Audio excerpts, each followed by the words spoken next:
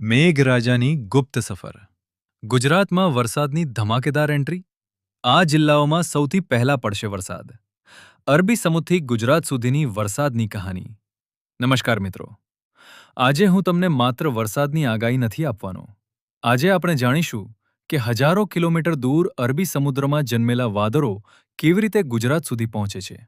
કેમ કેટલાક જિલ્લાઓમાં પહેલા વરસાદ પડે છે અને કેમ કેટલાક વિસ્તારો હજુ પણ ગરમી સહન કરતા રહે છે. આજનો વિડિયો અંત સુધી જોતા રહેજો, કારણ કે અંતમાં હું જણાવીશ કે આગામી દિવસોમાં ગુજરાતના કયા વિસ્તારોમાં વરસાદની સૌથી વધુ શક્યતા છે.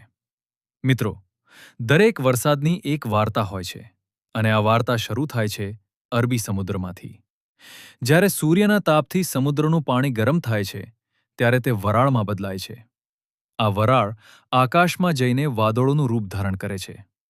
હવે આ વાદળો પવનની મદદથી ગુજરાત તરફ આગળ વધે છે. પરંતુ દરેક વાદળ વરસાદ લાવે એવું જરૂરી નથી. વાદળોને વરસાદમાં ફેરવવા માટે ભેજ, તાપમાન અને પવનનું યોગ્ય સંયોજન જોઈએ. હવે સૌથી મહત્વનો પ્રશ્ન: ગુજરાતમાં સૌથી પહેલા વરસાદ ક્યાં આવી શકે? સામાન્ય રીતે સૌરાષ્ટ્ર અને દક્ષિણ ગુજરાત વરસાદનું સૌથી પહેલું સ્વાગત કરે છે. સૌરાષ્ટ્ર: દ્વારકા, જામનગર, પોરબંદર, રાજકોટ, જૂનાગઢ. દક્ષિણ ગુજરાત: સુરત, નવસારી, વલસાડ, ડાંગ. આ વિસ્તારોમાં વરસાદી સિસ્ટમની અસર વહેલી જોવા મળી શકે છે. શું તમે ક્યારે વિચાર્યું છે, વરસાદ સાથે વીજળી કેમ પડે છે? જ્યારે વાદળોની અંદર ઊર્જાનો મોટો સંગ્રહ થાય છે, ત્યારે વીજળીના કડાકા થાય છે. હવે સૌથી મોટો સવાલ: શું આ વર્ષે ચોમાસું સામાન્ય રહેશે કે પછી ગુજરાતમાં ભારે વરસાદ જોવા મળશે? હાલના હવામાનના સંકેતો બતાવે છે કે વરસાદ માટે અનુકૂળ પરિસ્થિતિઓ ધીમે ધીમે મજબૂત બની રહી છે.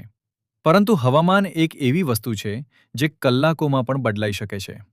અરબી સમુદ્રમાં જન્મેલા વાદળો ગુજરાત તરફ આગળ વધી રહ્યા છે. આકાશમાં બદલાતો રંગ, પવનની વધતી ગતિ અને ભેજનું વધતું પ્રમાણ એક જ વાતનો સંકેત આપે છે કે મેઘરાજા હવે ગુજરાતના દરવાજા પર છે. તમારા વિસ્તારમાં હાલ વાતાવરણ કેવું છે? વાદળો દેખાઈ રહ્યા છે કે વરસાદ શરૂ થઈ ગયો છે? કોમેન્ટમાં તમારા ગામ અને જિલ્લાનું નામ જરૂર લખજો.